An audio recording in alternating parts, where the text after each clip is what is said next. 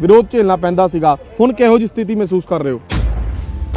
ਕਿਸਾਨ ਦੀ ਆੜ ਦੇ ਵਿੱਚ ਅਸੀਂ ਕਹਿੰਦੇ ਸੀ ਵੀ ਇਹ ਰਾਜਨੀਤੀ ਵੜ ਗਈ, ਇਹਦੇ ਵਿੱਚ ਕਿਸਾਨੀ ਝੰਡਾ ਮਿਲ ਗਿਆ ਔਰ ਮੋਦੀ ਵਿਰੋਧੀ ਸਾਰੇ ਇਕੱਠੇ ਹੋ ਗਏ। ਪਰ ਜੋ ਅਸੀਂ ਕਹਿੰਦੇ ਸੀ ਉਹੀ ਗੱਲ ਹੋਈ, ਉਹ ਰਾਜਨੀਤੀ ਮੈਦਾਨ ਦੇ ਵਿੱਚ ਵੀ ਸਾਰੇ ਆ ਗਏ। ਪਰ ਮੋਦੀ ਸਾਹਿਬ ਨੇ ਸਮਝਾਉਣ ਦੀ ਕੋਸ਼ਿਸ਼ ਕੀਤੀ, ਜਦ ਨਹੀਂ ਸਮਝੇ ਤਾਂ ਉਹਨੇ ਕਿਹਾ ਠੀਕ ਹੈ ਕਾਨੂੰਨ ਮੈਂ ਕਿਸਾਨ ਹਿੱਤ ਵਿੱਚ ਲੈ ਕੇ ਆਇਆ ਸੀ ਔਰ ਦੇਸ਼ ਹਿੱਤ ਵਿੱਚ ਵਾਪਸ ਲੈਣਾ ਨਹੀਂ। ਜਿਨ੍ਹਾਂ ਨੂੰ ਸਮਝ ਆਈ ਮੈਂ ਮਾਫੀ ਮੰਗਦਾ। ਅੱਜ ਜਿਹੜੇ ਲੋਕ ਫਿਰ ਝੰਡਾ ਚੱਕੀ ਫਿਰਦੇ ਨੇ ਉਹਨਾਂ ਨੇ ਪੁੱਛਿਆ ਜਾਏ ਕਿ ਤੁਸੀਂ ਸੰਯੁਕਤ ਮੋਰਚਾ ਕਹਿੰਦੇ ਸੀ ਵੀ ਅਸੀਂ ਇਕੱਠੇ ਹਾਂ, ਕਿੱਥੇ ਗਏ ਕੱਢੇ? 22 ਬੰਦੇ ਤੁਹਾਡੇ ਚੁਣਾਵ ਲੜ ਰਹੇ ਨੇ, 10 ਤੁਸੀਂ ਚੁਣਾਵ ਨਹੀਂ ਲੜ ਰਹੇ। ਅੱਜ ਤੁਸੀਂ ਝੰਡਾ ਚੱਕ ਕੇ ਫਿਰ ਗੱਲ ਕਰ ਰਹੇ ਹੋ, ਤੁਸੀਂ ਚਾਹੁੰਦੇ ਕੀ ਹੋ? ਸਰ ਕਈਆਂ ਨੂੰ ਫਿਰ ਜੈਨੀ ਸਾਹਿਬ ਡਰ ਹੈ ਕਿ ਕਹਿੰਦੇ ਇਹ ਤਾਂ ਇਲੈਕਸ਼ਨਾਂ ਦੇ ਕਰਕੇ ਇਹਨਾਂ ਨੇ ਕਾਨੂੰਨ ਵਾਪਸ ਲੈ ਲਏ, ਬਾਅਦ ਚੋਂ ਫਿਰ ਮੋਦੀ ਸਾਹਿਬ ਲੈ ਆਣਗੇ। ਹੁਣ ਤੁਹਾਡੀ ਗੱਲਾਂ ਤੋਂ ਕੀ ਸਮਝੀਏ, ਦੁਬਾਰਾ ਆਣੇ ਤੇ ਨਹੀਂ ਕਾਨੂੰਨ ਕਿਤੇ? ਨਹੀਂ, ਮੋਦੀ ਸਾਹਿਬ ਬਿਲਕੁਲ ਨਹੀਂ ਲੈ ਕੇ ਆਣਗੇ। ਹੁਣ ਇਹ ਆਪ ਹੀ ਮੰਗਣਗੇ। ਤੇ ਮਿਲਾਓ ਰਾਜੇਵਾਲ ਨੂੰ ਫੋਨ, ਤੁਸੀਂ ਪੁੱਛੋ ਵੀ ਕਿਸਾਨਾਂ ਵਾਸਤੇ ਚਾਹੀਦਾ ਕੀ ਹੈ, ਪੁੱਛੋ। ਪਿਛਲੀ ਵਾਰ ਜਿਵੇਂ ਮੈਂ ਜ਼ਿਕਰ ਕੀਤਾ ਕਿ ਸਿਰਫ 265 ਵੋਟਾਂ ਦੇ ਨਾਲ ਤੁਸੀਂ ਵਿਧਾਨ ਸਭਾ ਤੱਕ ਦਾ ਸਫ਼ਰ ਤੈਅ ਨਹੀਂ ਕਰ ਪਾਏ, ਬਹੁਤ ਕਲੋਜ਼ ਕੰਟੈਸਟ ਹੋ ਗਿਆ। ਇਸ ਵਾਰ ਤੁਹਾਨੂੰ ਸਥਿਤੀ ਜ਼ਮੀਨ ਤੇ ਕੀ ਲੱਗ ਰਹੀ ਹੈ? ਦੇਖੋ, ਭਾਰਤੀ ਜਨਤਾ ਪਾਰਟੀ ਦੀ ਸਰਕਾਰ ਬਣੇਗੀ। ਆਮ ਆਦਮੀ ਪਾਰਟੀ ਤੇ ਬਿਜ਼ਨਸਮੈਨਾਂ ਦੀ ਪਾਰਟੀ ਹੈ, ਇਹ ਤਾਂ ਬਿਜ਼ਨਸ ਕਰਦੇ ਨੇ। ਦੇਖੋ ਬੀਜੇਪੀ ਦੀ ਸੀਟਾਂ ਕਲੀਅਰ, ਸਾਡਾ ਕੋਈ ਮੁਕਾਬਲਾ ਵੀ ਨਹੀਂ ਹੈ ਕਿਸੇ ਨਾਲ। ਹੋਰ ਬੋਲੋ, ਮੌਜੂਦਾ ਵਿਧਾਇਕ ਦਾ ਜੁੱਲੀ ਬਿਸਤਰਾ ਤੁਸੀਂ ਬੰਨਣ ਦੀ ਫਿਰ ਦਾਵਾ ਕਰ ਰਹੇ ਹੋ? ਮੈਂ ਕੋਣ, ਲੋਕੀ ਬੰਦ ਦੇਣਗੇ, ਬੰਦਿਆ ਪਿਆ ਹੈ, ਚੱਕਣ ਦੀ ਦੇਰ ਹੈ। ਚਰਨਜੀਤ ਸਿੰਘ ਚੰਨੀ ਦੇ 111 ਦਿਨਾਂ ਦੇ ਕੰਮ ਨੂੰ ਕਿਵੇਂ ਦੇਖਦੇ ਹੋ? ਉਹ ਤਾਂ ਨੀਰਾ ਨਾਟਕ ਹੈ। ਉਹ ਤਾਂ ਜਿੱਥੇ ਜਾਂਦਾ ਮੰਜੇ ਵਾਲਾ ਬਣਦਾ ਦਿਖਦਾ, ਮੈਂ ਮੰਜਾ ਵੀ ਬਣਾਇਆ। ਜੇ ਕੋਈ ਰੋਡ ਰੂਲਰ ਤਾਂ ਮੈਂ ਰੋਡ ਰੂਲਰ ਚਲਾਇਆ। ਪਟਾਕੇ ਵਾਲਾ ਮਿਲ ਗਿਆ, ਮੈਂ ਪਟਾਕੇ ਵੀ ਵੇਚੇ ਹੈ। ਇਹ ਵੀ ਕੌਨਫੀਡੈਂਸ ਦਾ ਕਾਰਨ ਹੈ ਸੁਰਜੀਤ ਜਿਆਣੀ ਹੋਣਾ ਦਾ ਕਿ ਡੇਰੇ ਵੱਲੋਂ ਪੂਰੀ ਸਪੋਰਟ ਮਿਲ ਜਾਏਗੀ। ਤੇ ਮੈਂ ਤਾਂ ਸਰਦਾ ਨਾਲ ਜਾਣਾ। ਉਹ ਲੋਕ ਵੋਟਾਂ ਵਾਸਤੇ ਗਏ ਹੋਏ ਸੀਗੇ। ਤੁਸੀਂ ਪਰੋਲ ਦੀ ਗੱਲ ਕਰਦੇ ਹੋ, ਪਰੋਲ ਤਾਂ ਕੋਰਟ ਦਾ ਕੰਮ ਹੈ।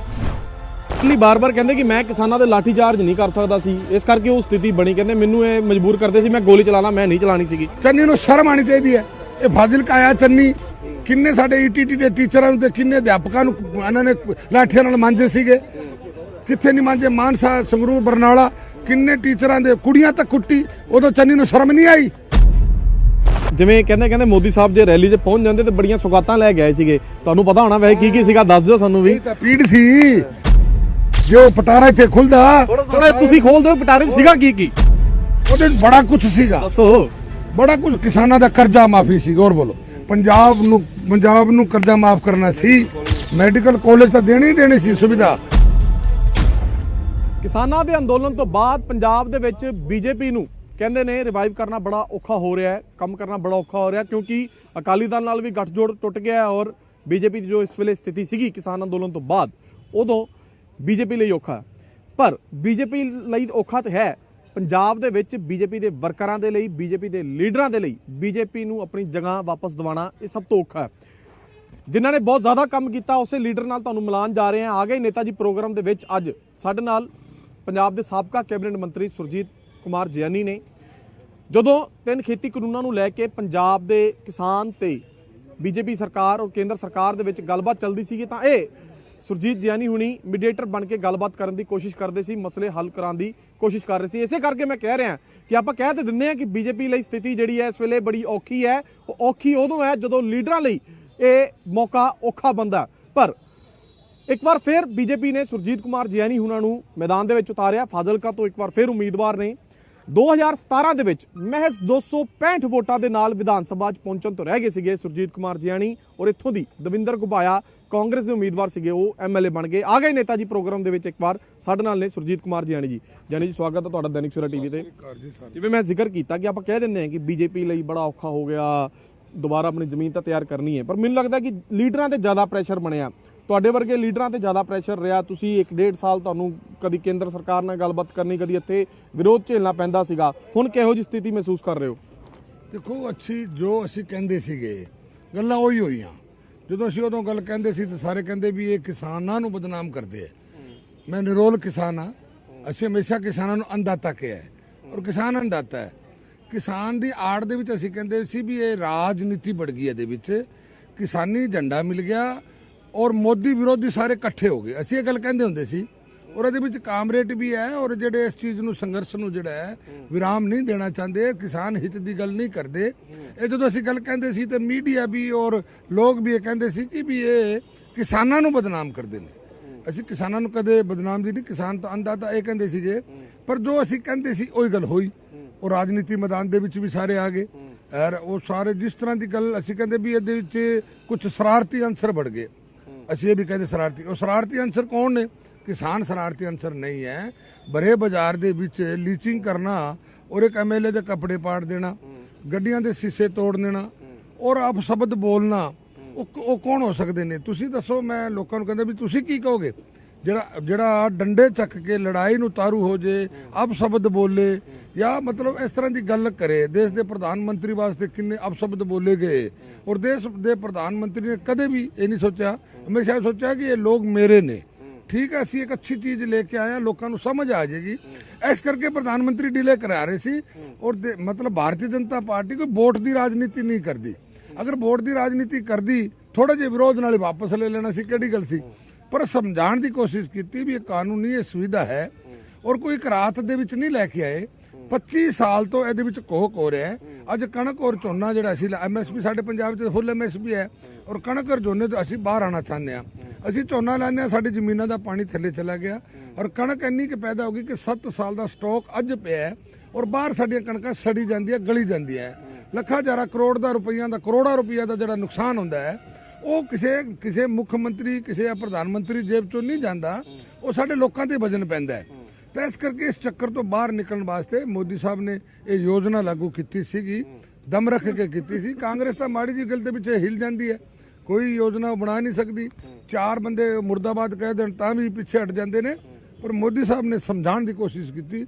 ਜਦ ਨਹੀਂ ਸਮਝੇ ਤਾਂ ਉਹਨੇ ਕਿਹਾ ਠੀਕ ਹੈ, ਕਾਨੂੰਨ ਮੈਂ ਕਿਸਾਨ ਹਿੱਤ ਵਿੱਚ ਲੈ ਕੇ ਆਏ ਸੀ ਔਰ ਦੇਸ਼ ਹਿੱਤ ਵਿੱਚ ਵਾਪਸ ਲੈਣਾ ਨਹੀਂ। ਜਿਨ੍ਹਾਂ ਨੂੰ ਸਮਝ ਆਈ ਮੈਂ ਮਾਫੀ ਮੰਗਦਾ। ਜਦੋਂ ਮਾਫੀ ਸ਼ਬਦ ਸਾਡੇ ਪੰਜਾਬ ਦੇ ਵਿੱਚ, ਸਾਡੇ ਧਰਮ ਦੇ ਵਿੱਚ, ਸਾਡੇ ਗੁਰੂਆਂ ਨੇ ਸਭ ਤੋਂ ਵੱਡਾ ਹੈ।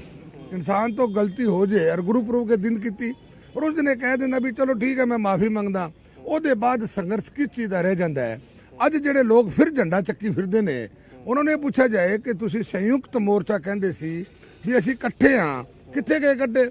22 ਬੰਦੇ ਤੁਹਾਡੇ ਚੁਣਾਵ ਲੜ ਰਹੇ ਨੇ, 10 ਤੁਸੀਂ ਚੁਣਾਵ ਨਹੀਂ ਲੜ ਰਹੇ। ਅੱਜ ਤੁਸੀਂ ਝੰਡਾ ਚੱਕ ਕੇ ਫਿਰ ਗੱਲ ਕਰ ਰਹੇ ਹੋ। ਤੁਸੀਂ ਚਾਹੁੰਦੇ ਕੀ ਹੋ? ਜਦੋਂ ਦੇਸ਼ ਦੇ ਪ੍ਰਧਾਨ ਮੰਤਰੀ ਨੇ ਕਹਿੰਦਾ ਵੀ ਕਮੇਟੀ ਬਣਾ ਲਓ, ਐਮਐਸਪੀ ਤੁਹਾਡੀ ਜਿਹੜੀ ਹੈ, ਐਮਐਸਪੀ ਜਿਹੜੀ ਹੈ ਉਹ ਲਾਗੂ ਜਿਸ ਤਰ੍ਹਾਂ ਸਿਸਟਮ ਬਣਾ ਲਓ। ਔਰ ਉਹਦੇ ਵਿੱਚ ਰਾਜੇਵਾਲ ਨੇ ਖੁਦ ਕਿਹਾ ਸੀ ਕਿ ਐਮਐਸਪੀ ਜਿਹੜੀ ਹੈ ਇਹਦੇ ਵਿੱਚ ਟਾਈਮ ਲੱਗੇਗਾ, ਇਹਦੇ ਵਿੱਚ ਟਾਈਮ ਲੱਗੇਗਾ, ਸਾਲ ਲੱਗ ਸਕਦਾ ਹੈ। ਤਾਂ ਫਿਰ ਉਹਦੇ 'ਚ ਜਲਦਬਾਜ਼ੀ ਕਾਹਦੀ ਹੈ? ਤੇ ਇਸ ਕਰਕੇ ਗੱਲਾਂ ਹੈਗੀਆਂ ਕਿ ਅਸੀਂ ਜੋ ਕਹਿੰਦੇ ਸੀ ਉਹੀ ਹੋਇਆ। ਔਰ ਅੱਜ ਲੋਕਾਂ ਨੂੰ ਇਸ ਚੀਜ਼ ਦੀ ਸਮਝ ਹੋ ਗਈ ਹੈ ਔਰ ਸਮਝ ਆ ਗਈ। ਅੱਜ ਭਾਰਤੀ ਜਨਤਾ ਪਾਰਟੀ ਪੰਜਾਬ ਦੇ ਵਿੱਚ ਇਹਦਾ ਬੜਾ ਬੈਨੀਫਿਟ, ਬੜਾ ਫਾਇਦਾ ਮਿਲ ਜਾ ਰਿਹਾ ਹੈ। ਔਰ ਭਾਰਤੀ ਜਨਤਾ ਪਾਰਟੀ ਅੱਜ ਜਿਹੜੀ ਕੁਝ ਮੀਡੀਆ ਰਾਹੀਂ ਜਾਂ ਕੁਝ ਸਰਵੇ ਜਿਹੜੀ ਹੋ ਰਹੀ ਹੈ, ਇਹ ਸਰਵੇ ਇਸ ਵਾਰ ਪਹਿਲੀ ਵਾਰ ਧਰੇ ਰਹਿ ਜਾਣਗੇ। ਇਹ ਤਾਂ ਕੇਜਰੀਵਾਲ ਨਾਟਕਕਾਰ ਬੰਦਾ ਹੈ। ਪਿਛਲੀ ਵਾਰੀ ਵੀ ਪਤਾ ਨਹੀਂ ਕੀ। ਚਲੋ ਮੈਂ ਬੀਜੇਪੀ ਦੀ ਰਾਜਨੀਤੀ ਤੇ ਵੀ ਆਵਾਂਗਾ, ਪਰ ਮੈਂ ਪਹਿਲਾਂ ਤੁਹਾਡੇ ਕੋਲ ਪਰਸਨਲੀ ਉਹ 1 ਸਾਲ ਦਾ ਵਕਫਾ ਜਿਹੜਾ ਸਮਾਂ ਸੀਗਾ, ਸੁਰਜੀਤ ਕੁਮਾਰ ਜੈਨੀ ਹੋਣਾ ਤੇ ਕਿੰਨਾ ਕੋ ਪ੍ਰੈਸ਼ਰ ਸੀਗਾ? ਕਿਉਂਕਿ ਇੱਥੇ ਜਦੋਂ ਤੁਸੀਂ ਘਰੋਂ ਬਾਹਰ ਨਿਕਲਣਾ ਜਾਂ ਕਿੱਥੇ ਜਾਣਾ ਜਾਂ ਤੁਹਾਡੇ ਨੇਤਾ ਉਹਨਾਂ ਦਾ ਵਿਰੋਧ ਹੋਣਾ, ਜਿਵੇਂ ਤੁਸੀਂ ਅਰੁਣ ਨਾਰੰਗ ਹੋਣਾ ਦੇ ਇਨਸੀਡੈਂਟ ਦਾ ਵੀ ਜ਼ਿਕਰ ਕੀਤਾ, ਪੂਰੇ ਪੰਜਾਬ ਦੇ ਵਿੱਚ ਆਪਾਂ ਦੇਖਿਆ ਬੀਜੇਪੀ ਦਾ ਕਿੰਨਾ ਜ਼ਬਰਦਸਤ ਵਿਰੋਧ ਹੁੰਦਾ ਸੀਗਾ। ਤੁਸੀਂ ਕਹਿੰਦੇ ਹੋ ਕਿ ਮੈਂ ਨਰੋਲ ਕਿਸਾਨ ਵੀ ਹਾਂ, ਕਿਸਾਨਾਂ ਦੀ ਤੁਸੀਂ ਸਮੱਸਿਆਵਾਂ ਨੂੰ ਵੀ ਸਮਝਦੇ ਸੀਗੇ। ਇੱਕ ਪਾਸੇ ਤੁਹਾਡੇ ਸਾਥੀ ਕਿਸਾਨ, ਦੂਜੇ ਪਾਸੇ ਤੁਹਾਡੀ ਪਾਰਟੀ, ਤੁਹਾਡੀ ਸਰਕਾਰ। ਤੁਹਾਡੇ ਤੇ ਪਰਸਨਲੀ ਕਿੰਨਾ ਕੋ ਪ੍ਰੈਸ਼ਰ ਸੀਗਾ? 1.5 ਸਾਲ ਉਹ ਜਿਹੜਾ ਪ੍ਰੈਸ਼ਰ ਰਿਹਾ ਔਰ ਜਿਸ ਦਿਨ ਪ੍ਰਧਾਨ ਮੰਤਰੀ ਮੋਦੀ ਨੇ ਐਲਾਨ ਕਰਤਾ ਤੇ ਤੁਹਾਨੂੰ ਪਰਸਨਲੀ ਕਿੰਨੀ ਖੁਸ਼ੀ ਹੋਈ? ਲਓ ਤੁਸੀਂ ਚਾਹ ਲਓ। ਨਹੀਂ ਲਓ ਨਹੀਂ, ਮੈਂ ਮੇਰੀ ਗੱਲ ਸੁਣੋ, ਚਾਹ ਲੈ ਲਓ। ਮੇਰੀ ਗੱਲ ਸੁਣੋ, ਇਹਦੇ 'ਚ ਨਾ ਜੇ ਤੁਸੀਂ ਕਹਿੰਦੇ ਪ੍ਰੈਸ਼ਰ ਹੈ, ਪ੍ਰੈਸ਼ਰ ਖਾਲੀ ਸੁਰਜੀਤ ਜਾਨੀ ਕਦੇ ਕਿਸੇ ਦਾ ਪ੍ਰੈਸ਼ਰ ਨਹੀਂ ਨਾ, ਮੇਰੇ ਤੇ ਪ੍ਰੈਸ਼ਰ ਹੈ। ਮੈਂ ਬਿਨਾਂ ਪ੍ਰੈਸ਼ਰ ਹੀ ਜੰਮਿਆ ਸੀ ਤੇ ਬਿਨਾਂ ਪ੍ਰੈਸ਼ਰ ਹੀ ਮਰੂੰਗਾ। ਮੇਰੇ ਤਾਂ ਕਿਸੇ ਤਰ੍ਹਾਂ ਮੈਂ ਉਗਰਵਾਦ ਦੇ ਟਾਈਮ ਚੁਣਾਵ ਲੜਿਆ ਸੀ, ਪੰਜਾਬ ਦੇ ਵਿੱਚ ਜਗ ਦੀ ਅੱਗ ਸੀ, ਕੋਈ ਖੜਾ ਉਹਨੂੰ ਤਿਆਰ ਨਹੀਂ ਸੀ। ਮੈਂ ਪਾਰਲੀਮੈਂਟ ਦਾ ਚੁਣਾਵ ਲੜਿਆ ਸੀਗਾ। ਜਦੋਂ ਮੈਨੂੰ ਕਈ ਲੋਕਾਂ ਨੇ ਕਿਹਾ ਸੀਗਾ ਕਿ ਉਗਰਵਾਦ ਹੈ, ਤੂੰ ਕਿਉਂ ਚੁਣਾਵ ਲੜ ਰਿਹਾ? ਮੈਂ ਕਹਿੰਦਾ ਸੀ ਉਗਰਵਾਦੀ ਕੋਈ ਲੋਹੇ ਦੀ ਮਾਂ ਦੇ ਨਹੀਂ ਜੰਮੇ ਹੋਏ। ਦੇਖੋ ਅਸੀਂ ਇਸ ਚੀਜ਼ ਅਸੀਂ ਤਾਂ ਰੱਬ ਨੂੰ ਮੰਨਣ ਵਾਲੇ ਬੰਦੇ ਆ, ਬਾਬਾ ਨਾਨਕ ਦੀ ਕਿਰਪਾ ਨਾਲ ਚੱਲਦੇ ਆ। ਜੋ ਕਰਨਾ ਰੱਬ ਨੇ ਕਰਨਾ, ਬੰਦੇ ਦੀ ਕੋਈ ਬੰਦਾ ਬੰਦੇ ਨੂੰ ਨਹੀਂ ਕੁਝ ਵਿਗਾੜ ਸਕਦਾ। ਤੇ ਅਸੀਂ ਤਾਂ ਪ੍ਰੈਸ਼ਰ ਪੁਰਸ਼ ਕਿਸੇ ਦਾ ਨਹੀਂ ਮੰਨਦੇ।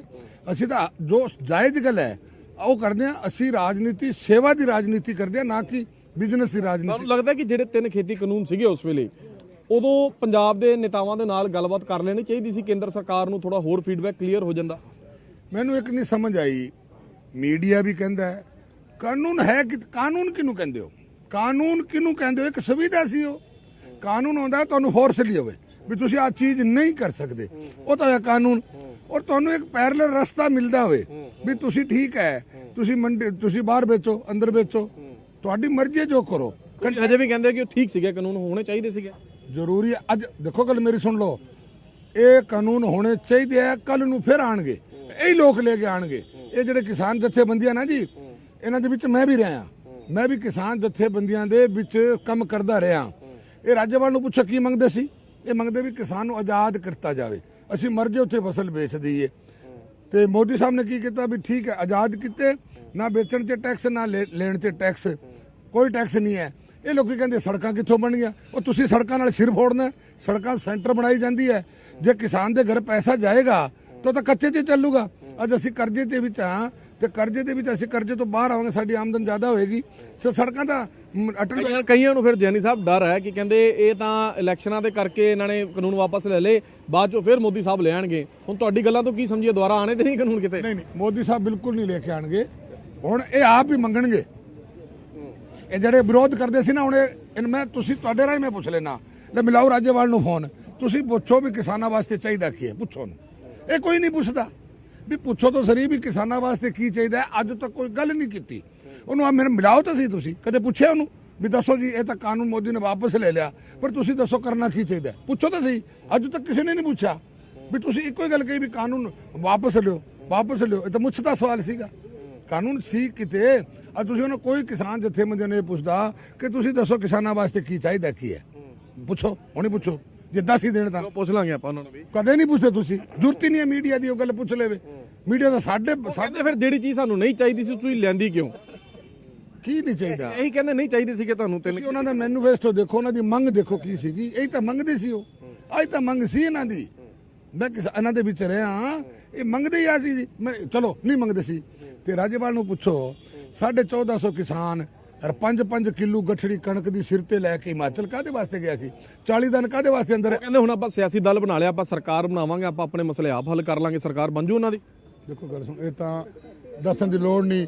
ਨਾਈ ਨੂੰ ਪੁੱਛਿਆ ਕਿਸੇ ਨੇ ਤੇਰਾ ਬਾਲ ਕਿੰਨੇ ਲੱਗੇ ਸਿੱਟ ਦੇਣਾ, ਜ਼ਮਾਨਤਾਂ ਜ਼ਬਤ ਹੋਊ, ਜ਼ਮਾਨਤਾਂ ਜ਼ਬਤ ਆ ਤਾਂ ਅੱਜ ਲਿਖਾ ਲਓ ਮੇਰੇ ਕੋਲੋਂ, ਐਫੀਡੇਵਿਟ ਦੇ ਦੇਣਾ ਮੈਂ, ਸਾਰਿਆਂ ਦੀ ਜ਼ਮਾਨਤਾਂ ਜ਼ਬਤ ਹੋਊਗੀ। ਤਾਂ ਜਾਨੀ ਸਾਹਿਬ ਦਿਲ ਨਾਲ ਦੱਸਿਓ, ਭਾਵੇਂ ਜੋ ਮਰਜ਼ੀ ਇਨਸੀਡੈਂਟ ਬਣਿਆ ਹੋਵੇ, ਤੁਸੀਂ ਕਹਿੰਦੇ ਹੋ ਕਿ ਕਾਨੂੰਨ ਵਧੀਆ ਸੀਗੇ ਵਾਪਸ ਲੈ ਲਏ, ਪਰ ਵਾਪਸ ਲੈਣ ਦੇ ਵਿੱਚ ਤੁਹਾਨੂੰ ਲੱਗਦਾ ਹੈ ਕਿ ਦੇਰੀ ਹੋ ਗਈ? ਵਿਰੋਧੀ ਕਹਿੰਦੇ ਹੁਣ ਵੋਟਾਂ ਸਿਰ ਤੇ ਸੀਗੀਆਂ ਤਾਂ ਵਾਪਸ ਲੈ ਲਏ।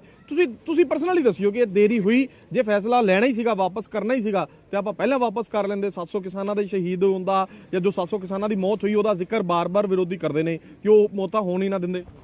ਸਾਨੂਭੂਤੀ ਲੈਂਦੇ, ਸਾਨੂਭੂਤੀ। ਦੇਖੋ ਦੇਸ਼ ਦੇ ਪ੍ਰਧਾਨ ਮੰਤਰੀ ਦਾ ਸ਼ੁਕਰੀਆ ਅਦਾ ਕਰਨਾ ਚਾਹੀਦਾ ਹੈ। 26 ਜਨਵਰੀ ਦਾ ਜਿਹੜੀ ਗੱਲ ਹੋਈ ਸੀ ਉੱਥੇ ਕੁਝ ਵੀ ਹੋ ਸਕਦਾ ਸੀ। ਜੇ ਉੱਥੇ ਜੇ ਇੰਦਰਾ ਗਾਂਧੀ ਵਰਗੀ ਹੁੰਦੀ, ਉੱਥੇ ਸੁਕਾੜੀਆ ਵਰਗਾ ਹੁੰਦਾ ਔਰ ਉੱਥੇ ਬੰਸੀ ਲਾਲ ਵਰਗਾ ਹੁੰਦਾ, ਕੀ ਬਣਨਾ ਸੀ? ਅੱਗੇ ਬਣਿਆ ਨਹੀਂ।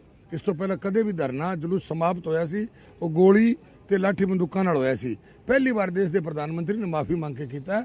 ਔਰ 26 ਦਿਨ ਲਾਲ ਕਿਲੇ ਤੇ ਕਿੰਨੇ 350 ਪੁਲਿਸ ਵਾਲੇ ਫੱਟੜ ਹੋ ਗਏ ਸੀ, ਪਰ ਕਿਸੇ ਨੂੰ ਉਹ ਤੱਕ ਨਹੀਂ ਕਹੀ। ਅੱਛਾ, ਹੁਣ ਤੁਹਾਡੇ ਹਲਕੇ ਤੇ ਆ ਜੰਨੇ ਆ। ਪਿਛਲੀ ਵਾਰ ਜਿਵੇਂ ਮੈਂ ਜ਼ਿਕਰ ਕੀਤਾ ਕਿ ਸਿਰਫ 265 ਵੋਟਾਂ ਦੇ ਨਾਲ ਤੁਸੀਂ ਵਿਧਾਨ ਸਭਾ ਤੱਕ ਦਾ ਸਫ਼ਰ ਤੈਅ ਨਹੀਂ ਕਰ ਪਾਏ, ਬਹੁਤ ਕਲੋਜ਼ ਕੰਟੈਸਟ ਹੋ ਗਿਆ। ਇਸ ਵਾਰ ਤੁਹਾਨੂੰ ਸਥਿਤੀ ਜ਼ਮੀਨ ਤੇ ਕੀ ਲੱਗ ਰਹੀ ਹੁਣ? ਦੇਖੋ ਭਾਰਤੀ ਜਨਤਾ ਪਾਰਟੀ ਦੀ ਸਰਕਾਰ ਬਣੇਗੀ। ਇੱਥੇ ਸਾਡੀ ਜਿਹੜੀ ਹੈ ਨਾ, ਜਿਹੜਾ ਕੈਪਟਨ ਸਾਹਿਬ ਨਾਲ ਢਿੰਡਸੇ ਨਾਲ ਸਾਡੀ ਜਿਹੜੀ ਹੈ, ਅਸੀਂ 60 ਸੀਟਾਂ ਪਾਰ ਕਰਾਂਗੇ। ਪਰ ਤੁਹਾਡੇ ਆਪਣੇ ਹਲਕੇ ਦੇ ਵਿੱਚ ਕੀ ਰਹੇਗਾ? ਤੁਸੀਂ ਆਏ ਹੋ, ਪੁੱਛ ਕੇ ਦੇਖ ਲਿਓ। ਤੁਸੀਂ ਤਾਂ ਦੱਸ ਦਿਓ ਥੋੜਾ ਜਿਹਾ। ਤੁਸੀਂ ਪੁੱਛ ਲਿਆ ਜੇ। ਪਿਛਲੀ ਵਾਰੀ ਫਿਰ ਸਥਿਤੀ ਕੀ ਬਣੀ ਸੀਗੀ? ਕਿਉਂ ਇਸ ਤਰ੍ਹਾਂ ਇੰਨਾ ਕਲੋਜ਼ ਕੰਟੈਸਟ ਕਿਉਂ ਹੋ ਗਿਆ? ਮੀਡੀਆ ਵੋਟਾਂ ਤੇ ਲੋਕਾਂ ਨੇ ਈਵੀਐਮ ਤੇ ਇਹ ਵੀ ਮੀਡੀਆ ਰੋਜ਼ ਟੈਲੀਵਿਜ਼ਨ ਤੇ 3 ਸੀਟਾਂ ਹੋਗੀ, 2 ਸੀਟਾਂ ਹੋਗੀ, ਬਟਨ ਤੇ ਲੋਕ ਦਬਾਉਂਦੇ ਨੇ। ਕੇਜਰੀਵਾਲ 80-90 ਆਊਗੀ, केजरीवाल की 90 सीटें आओगी।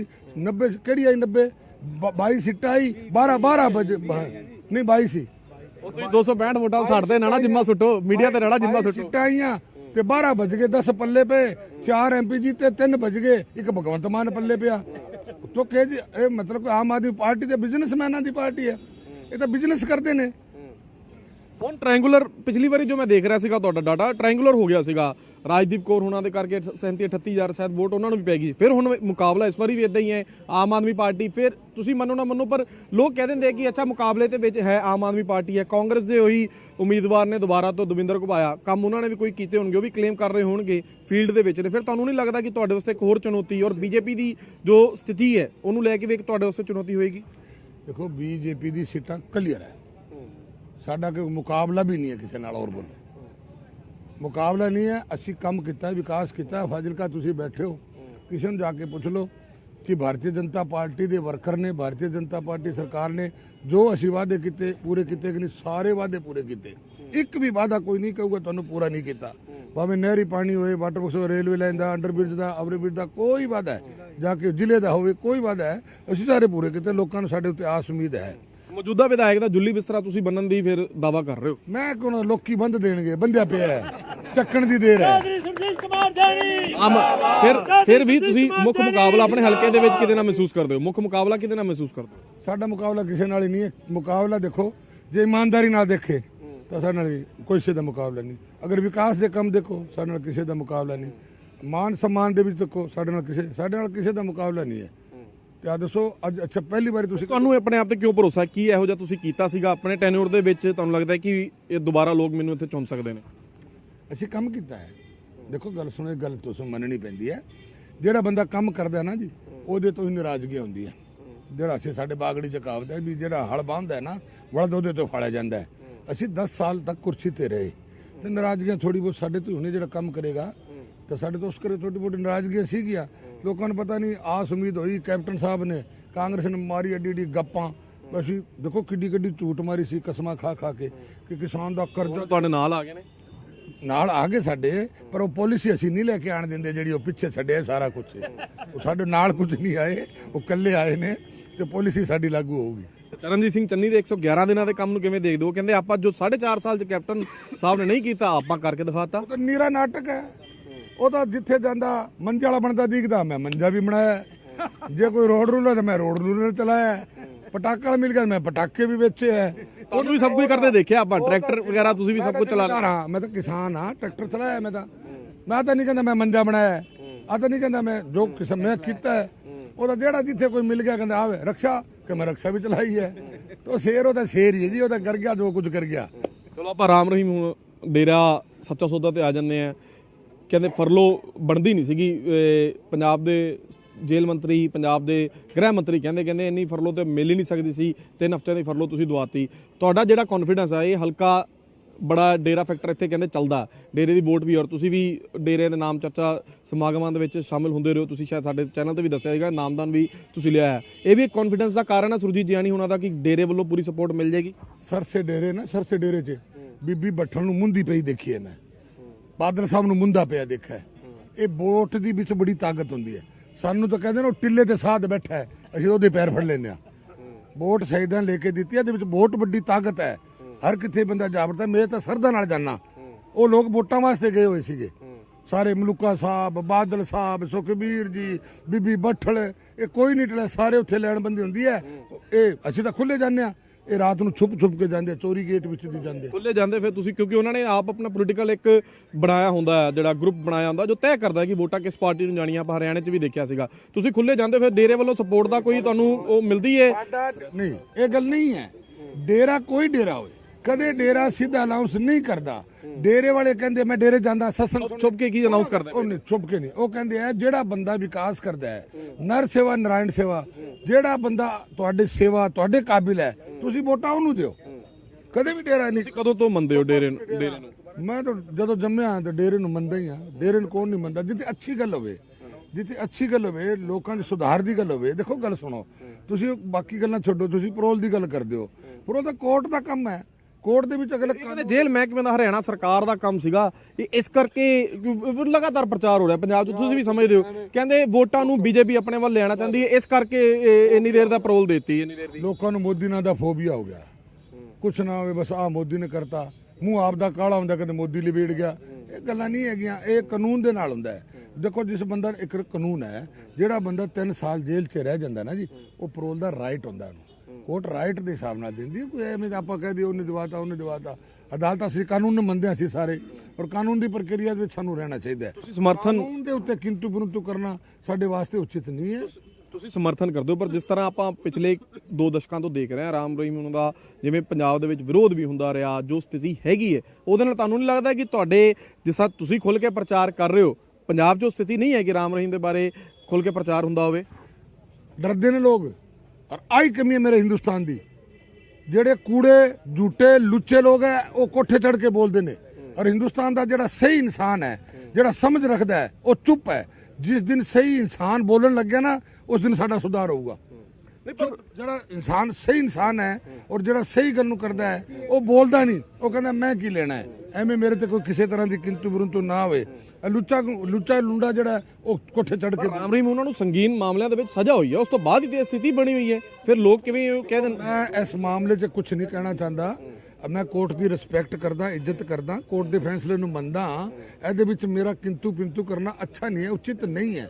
ਜਦੋਂ ਤੱਕ ਕੋਰਟ 'ਚ ਮੈਟਰ ਹੈ, ਔਰ ਜਿਸ ਦਿਨ ਕੋਰਟ ਦਾ ਮੈਟਰ ਕਲੀਅਰ ਹੋ ਜਾਏਗਾ ਉਦੋਂ ਮੈਨੂੰ ਆ ਕੇ ਪੁੱਛਾ ਜੇ ਮੈਂ ਬਖੀਆਂ ਦੇ ਦੂੰਗਾ। ਤੁਹਾਨੂੰ ਲੱਗਦਾ ਹੈ ਕਿ ਰਾਮ ਰਹੀਮ ਕਲੀਨ ਚਿਟ ਨਿਕਲ ਸਕਦੇ ਨੇ? ਮੈਂ ਕੁਛ ਨਹੀਂ, ਵੈਸੇ ਲੱਗਦਾ ਮੈਂ ਜੱਜ ਥੋੜਾ ਹਾਂ, ਮੇਰੇ ਕੋਲ ਕਲਮ ਥੋੜੀ ਹੈ, ਉਹ ਕੋਰਟ ਨੇ ਦੇਖਣਾ ਹੈ। ਅਸੀਂ ਕੋਰਟ ਦਾ ਇੰਤਜ਼ਾਰ ਕਰਦੇ ਹਾਂ। ਬਿਲਕੁਲ, ਸਾਡੇ ਸਹਿਯੋਗੀ ਸੂਰਜ ਤੁਹਾਡੇ ਕੋਲ ਸਵਾਲ ਕਰਨਾ ਚਾਹੁੰਦੇ ਨੇ।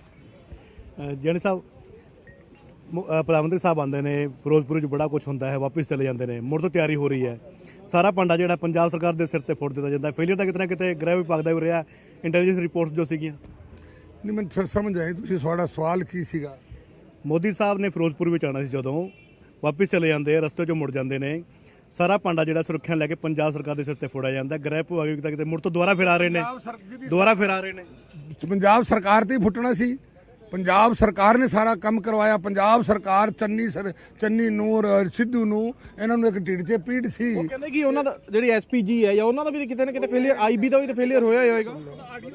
ਨਹੀਂ, ਉਹ ਗੱਲ ਨਹੀਂ ਹੈ। ਮੈਂ ਦੱਸਦਾ ਤੁਹਾਨੂੰ ਗੱਲ ਕੀ ਹੈ ਕਿ ਇੱਕ ਪ੍ਰੋਟੋਕੋਲ ਹੈ। ਜਦੋਂ ਦੇਸ਼ ਦਾ ਪ੍ਰਧਾਨ ਮੰਤਰੀ ਆਂਦਾ ਹੈ, ਹਵਾਈ ਸਫ਼ਰ ਤੇ ਆਂਦਾ ਹੈ ਨਾ ਜੀ, ਤਾਂ ਇੱਕ ਰੂਟ ਕਲੀਅਰ ਹੁੰਦਾ ਹੈ ਹਮੇਸ਼ਾ ਹੀ। ਉਹ ਕੁੱਲ ਇੱਕ ਰੂਟ ਛੱਡਣਾ ਪੈਂਦਾ ਹੈ। ਔਰ ਜਦੋਂ ਦਿੱਲੀ ਤੋਂ ਹਵਾਈ ਜਹਾਜ਼ ਤੋਂ ਚੱਲਦਾ ਹੈ ਨਾ ਜੀ, ਤਾਂ ਜਿੰਨੇ ਹਸਪੀਟਲ ਆਂਦੇ ਆ ਉਹਨਾਂ ਦਾ ਇੱਕ ਵਾਰਡ ਪੂਰਾ ਖਾਲੀ ਰੱਖਦੇ ਆ।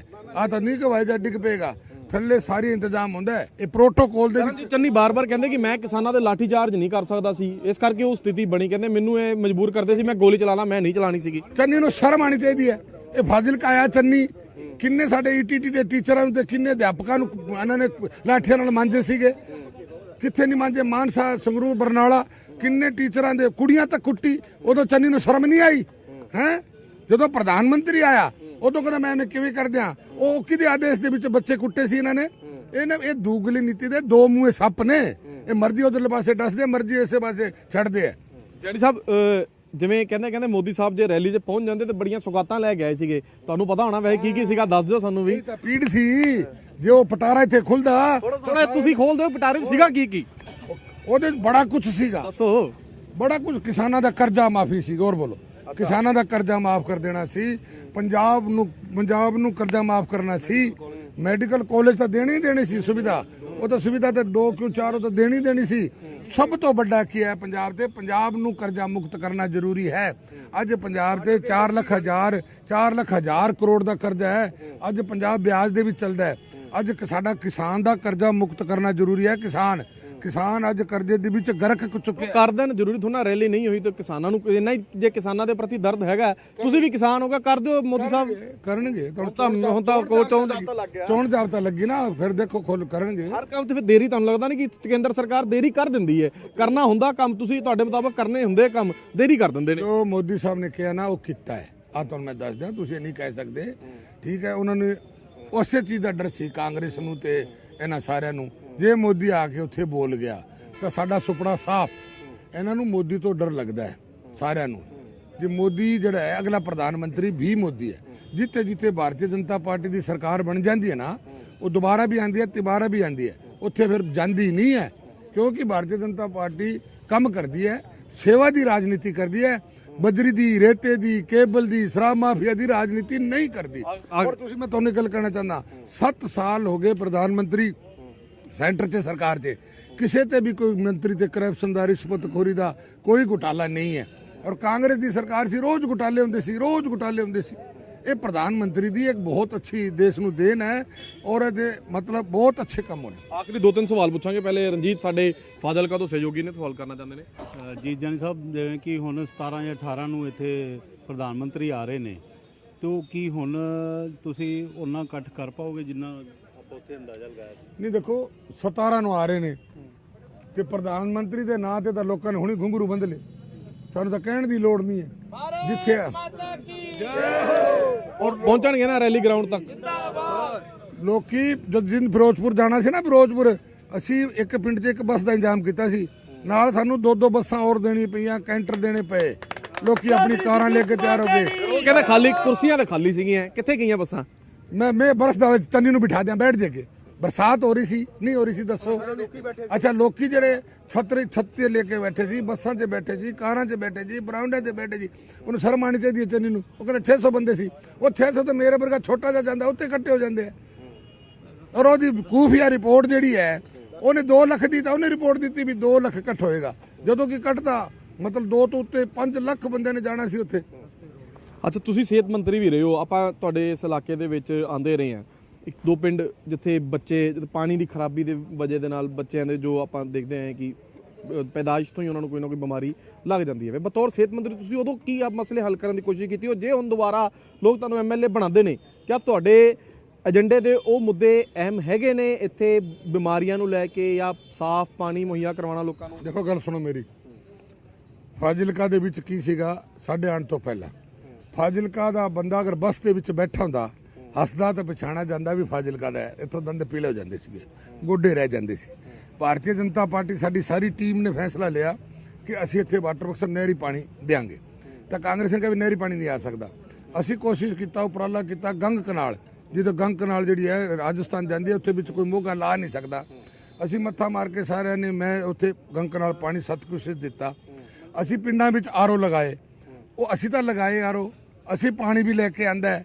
ਅਸੀਂ ਪਾਣੀ ਲਾਤਾ ਪਾਈਪ, ਉਹ ਪਾਈਪ ਵੀ ਸਾਫ਼ ਇਹਨਾਂ ਤੋਂ ਨਹੀਂ ਹੋਈ, ਤੇ ਜਿਹੜੇ ਆਰਓ ਲਾਏ ਸੀ ਉਹਨਾਂ ਦੇ ਫਿਲਟਰ ਵੀ ਨਹੀਂ ਪੈ ਰਹੇ। ਇਹ ਕਹਿੰਦਾ ਅਸੀਂ ਵਿਕਾਸ ਕੀਤੇ, ਸਾਡੇ ਆਰਓ ਸਾਰੇ ਪਿੰਡਾਂ 'ਚ ਆਰਓ ਲਾਏ, ਜਾ ਕੇ ਦੇਖੋ ਸਾਰੇ ਹੀ ਖਰਾਬ ਹੋਏ ਪਏ ਨੇ। ਇਹਨਾਂ ਤੋਂ ਉਹੀ ਠੀਕ ਨਹੀਂ ਹੋਏ। ਇਹ ਤਾਂ ਕਸੂਰ ਕੱਢੋ ਤਾਂ ਕਾਂਗਰਸ ਦਾ ਕੱਢੋ, ਅਸੀਂ ਤਾਂ ਬੜਾ ਕੁਝ ਕੀਤਾ ਹੈ। ਅੱਜ ਆਰਓ ਕਿਸੇ ਪਿੰਡ ਦੇ ਆਰਓ ਇੱਕ ਵੀ ਆਰਓ ਨਹੀਂ ਚੱਲਦਾ, ਕਿਉਂਕਿ ਇਹਨਾਂ ਨੇ ਫਿਲਟਰ ਵੀ ਨਹੀਂ ਲਾਏ, ਇਹਨਾਂ ਨੇ ਕਦੇ ਖਰਚਾ ਵੀ ਉੱਥੇ ਨਹੀਂ ਕੀਤਾ। ਆ ਵਾਟਰ ਵਰਕਸ ਅਸੀਂ ਸਤਕੁਸ਼ਿਤ ਪਾਣੀ ਲਏ ਸੀ, ਉਹਦੇ ਵਿੱਚੋਂ ਬੰਦ ਪਈ ਹੈ ਪਾਈਪ, ਉਹ ਪੂਰਾ ਪਾਣੀ ਨਹੀਂ ਆ ਰਿਹਾ, ਉਹ ਸਾਫ਼, ਇਹ ਸਾਫ਼ ਵੀ ਨਹੀਂ ਕਰਾ ਸਕਦੇ। ਕਿਸਾਨਾਂ ਦੀ ਵੀ ਝੜਪ ਵੀ ਹੋਈ ਹੈ 4 ਦਿਨ ਪਹਿਲਾਂ, ਇਹ ਵੀ ਸਾਹਮਣੇ ਆ ਰਿਹਾ ਸੀਗਾ, ਕੀ ਸੀਗਾ ਉਹ ਇਨਸੀਡੈਂਟ? ਉਹ ਕਿਸਾਨ ਨਹੀਂ ਹੈ। ਦੇਖੋ, ਗੱਲ ਮੇਰੀ ਸੁਣੋ, ਠੀਕ ਹੈ, ਤੁਸੀਂ ਕੋਈ ਕਿਸੇ ਵਿਰੋਧ ਹੈ, ਤੁਸੀਂ ਪਾਸੇ ਖੜੇ ਕਰੋ। ਸਾਡੇ ਘਰ ਦੇ ਵਿੱਚ ਪ੍ਰੋਗਰਾਮ ਸੀਗਾ, ਗਰੀਬ ਘਰ ਦੇ ਵਿੱਚ ਪ੍ਰੋਗਰਾਮ ਸੀ, ਉੱਥੇ ਉਹ ਡਾਂਗਾ ਲੈ ਕੇ ਆ ਗਏ, ਵਿਰੋਧ ਕੀਤਾ। ਸਾਡਾ ਇਲੈਕਸ਼ਨ ਹੈ, ਸਾਡਾ ਇਲੈਕਸ਼ਨ, ਅਸੀਂ ਕੋਈ ਐਸੀ ਗੱਲ ਕਰਕੇ ਜਾਂ ਉਹ ਕਰਕੇ ਅਸੀਂ ਹੱਥ ਤਾਂ ਜੋੜ ਕੇ ਆਪਦਾ ਟਾਈਮ ਪਾਸ ਕਰਦੇ ਹਾਂ ਵੀ ਅਸੀਂ ਕੋਈ ਕਿਸੇ ਤਰ੍ਹਾਂ ਦੀ ਇਸ਼ੂ ਨਾ ਬਣ ਜੇ। ਉਹ ਸਾਡੇ ਬੰਦੇ ਨੂੰ ਡਾਂਗਾ ਵੀ ਮਾਰੀਆਂ, ਹੋਰ ਵੀ ਮਾਰੀਆਂ, ਸਾਡੇ ਬੱਚਿਆਂ ਨੇ ਵੀ ਕਿਹਾ, ਸਾਡੇ ਮੁੰਡੇ ਵਰਕਰ ਸੀ, ਕਦੇ ਕੋਈ ਨਹੀਂ ਜਨ ਸਾਹਿਬ ਸਾਡੇ ਪੈਗੀ ਤਾਂ ਕੋਈ ਗੱਲ ਨਹੀਂ, ਆਪਾਂ ਆਪਣਾ ਇਲੈਕਸ਼ਨ ਨਹੀਂ ਖਰਾਬ ਕਰਨਾ, ਕੋਈ ਗੱਲ ਨਹੀਂ। ਤੇ ਪੁਲਿਸ ਨੇ ਕਿਹਾ ਪਰਚਾ, ਮੈਂ ਅਸੀਂ ਪਰਚਾ ਵੀ ਨਹੀਂ ਦੇਣਾ, ਨਾ ਪਰਚਾ ਦੇਣਾ, ਚਲੋ ਕੋਈ ਨਹੀਂ, ਗੱਲ ਆਪੇ ਆ ਜੀ ਸੀ। ਹੁਣ ਉਹਨੂੰ ਤੁਸੀਂ ਕਿਸਾਨ ਕਹੋਗੇ ਕਿ ਜਿਹੜੇ ਡਾਂਗਾ ਲੈ ਕੇ ਮਾਰਨ ਨੂੰ ਪੈਂਦੇ ਆ ਉਹ ਗੁੰਡੇ ਨੇ।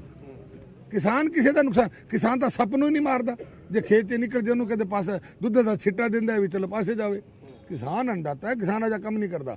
ਇਹ ਤਾਂ ਕੀ ਹੈ, ਇੱਥੇ ਚੁਣਾਵ ਹੋ ਰਿਹਾ ਸੀ ਫਾਜ਼ਿਲਕਾ, ਇਹ ਦੇਵੇਂਦਰ ਕੁਬਾਏ ਨੇ ਇਹਨਾਂ ਨੇ ਪੈਸੇ ਦਿੱਤੇ ਗੁੰਡਿਆਂ ਨੂੰ ਕਿ ਤੁਸੀਂ ਖਰਾਬ ਕਰੋ ਨਗਰਪਾਲਿਕਾ ਦੇ ਵਿੱਚ। ਇਸੇ ਤਰ੍ਹਾਂ ਉਹ ਵੀ ਗੁੰਡਿਆਂ ਨੂੰ ਪੈਸੇ ਦੇ ਰਹੇ ਨੇ ਕਿ ਭਾਰਤੀ ਜਨਤਾ ਪਾਰਟੀ ਨੂੰ ਖਰਾਬ ਕਰੋ। ਕੋਈ ਗੱਲ ਨਹੀਂ, ਚੱਲੀ ਜਾ ਰਿਹਾ ਕੰਮ। ਆਖਰੀ ਸਵਾਲ, ਆਪਾਂ ਪੰਜਾਬ 'ਚ ਵਿਚਰ ਰਹੇ ਹਾਂ, ਕਹਿੰਦੇ ਖਿਚੜੀ ਬਣ ਜੂਗੀ। ਆਮ ਇੱਕ ਇਹ ਚਰਚਾ ਜੀ ਬਣੀ ਪਈ ਹੈ, ਚਲੋ ਫੈਸਲਾ ਤੇ 10 ਮਾਰਚ ਨੂੰ ਪਤਾ ਲੱਗਣਾ, ਖਿਚੜੀ ਬਣ ਜਾਏਗੀ, ਕਿਸੇ ਦੀ ਵੀ ਸਰਕਾਰ ਨਹੀਂ ਬਣਦੀ। ਜੇ ਬੀਜੇਪੀ ਔਰ ਸ਼੍ਰੋਮਣੀ ਅਕਾਲੀ ਦਲ ਇਹੋ ਜਿਹੀ ਸਥਿਤੀ ਦੇ ਵਿੱਚ ਹੋਏ ਕਿ ਸਰਕਾਰ ਬਣਾ ਸਕਦੇ ਨੇ, ਤਾਂ ਸੁਰਜੀਤ ਕੁਮਾਰ ਜੈਣੀ ਉਹਨਾਂ ਦੀ ਕੀ ਸਲਾਹ ਹੈ ਇਸ ਵੇਲੇ? ਅਲਾਇੰਸ, ਪੋਸਟਪੋਲ ਅਲਾਇੰਸ ਕਰ ਲੈਣਾ ਚਾਹੀਦਾ? ਤੁਸੀਂ ਫਿਰਦੇ ਹੋ ਬੁਲੇਖੇ 'ਚ ਸਾਰੇ ਦੇ ਸਾਰੇ। ਅੱਜ ਜਿਹੜੀ ਹੈ ਸਾਡਾ ਜਿਹੜਾ ਨਾ ਬੀਜੇਪੀ ਦਾ ਵੋਟ ਸਾਇਲੈਂਟ ਵੋਟ ਹੈ, ਜਿਹੜਾ ਸਿਰਫ ਇਮਾਨਦਾਰ, ਜਿਹੜਾ ਦੇਸ਼ ਹਿੱਤ ਵਿੱਚ ਸੋਚਦਾ ਹੈ, ਸਾਇਲੈਂਟ ਵੋਟ ਹੈ, ਉਹ ਖੜਕ ਨਹੀਂ ਰਿਹਾ। ਔਰ ਜਦੋਂ ਪੈਣਾ ਨਾ ਤੇ ਬਟਨ ਨੇ ਟੀ ਕਰਨੀ ਹੈ। ਔਰ 10,000 ਦਾ ਰਿਜ਼ਲਟ ਜਿਹੜਾ ਆਣਾ ਹੈ, ਜਿਸ ਦਿਨ ਰਿਜ਼ਲਟ ਆਣਾ ਹੈ ਨਾ, ਸਾਰਿਆਂ ਨੇ ਮੂੰਹ 'ਚ ਉਂਗਲੀ ਹੋਣੀ ਹੈ ਔਰ 60 ਸੀਟਾਂ ਤੋਂ ਉੱਪਰ ਭਾਰਤੀ ਜਨਤਾ ਪਾਰਟੀ ਦੀ ਹੋਣੀ ਹੈ। ਸਾਨੂੰ ਨਾ ਅਕਾਲੀਆਂ ਦੀ ਲੋੜ, ਬੜਾ ਮੁਸ਼ਕਿਲ ਨਾਲ ਅਸੀਂ ਪਿੱਛਾ ਛੁਡਾਇਆ ਹੈ, ਅਸੀਂ ਨੇੜੇ ਹੀ ਨਹੀਂ ਜਾਂਦੇ। ਬਿਲਕੁਲ ਜੈਣੀ ਸਾਹਿਬ, ਸਾਡੇ ਨਾਲ ਗੱਲਬਾਤ ਕਰਨ ਲਈ ਤੁਹਾਡਾ ਧੰਨਵਾਦ। ਇਹ ਸਨ ਸੁਰਜੀਤ ਕੁਮਾਰ ਜੈਣੀ, ਬੀਜੇਪੀ ਦੇ ਫਾਜ਼ਿਲਕਾ ਤੋਂ ਉਮੀਦਵਾਰ ਨੇ। ਦਾਅਵਾ ਕਰ ਰਹੇ ਨੇ ਕਿ ਫਾਜ਼ਿਲਕਾ ਦੇ ਲੋਕ ਤੇ ਇਹਨਾਂ ਨੂੰ ਵਿਧਾਨ ਸਭਾ ਦੇ ਵਿੱਚ ਭੇਜਣਗੇ ਹੀ, ਪਰ ਪੰਜਾਬ ਦੇ ਵਿੱਚ ਵੀ 60 ਸੀਟਾਂ ਦੇ ਨਾਲ ਬੀਜੇਪੀ ਦੀ ਸਰਕਾਰ ਬਣਨ ਜਾ ਰਹੀ ਹੈ ਔਰ ਕਿਸੇ ਦੇ ਵੀ ਸਾਥ ਦੀ ਲੋੜ ਨਹੀਂ ਹੈਗੀ। ਕੈਮਰਾਮੈਨ ਪ੍ਰਭਜੋਤ ਦੇ ਨਾਲ ਰਮਾਂਸ਼ੂ ਕਾਬਾ, ਦੈਨਿਕ ਸਵੇਰਾ ਟੀਵੀ, ਫਾਜ਼ਿਲਕਾ।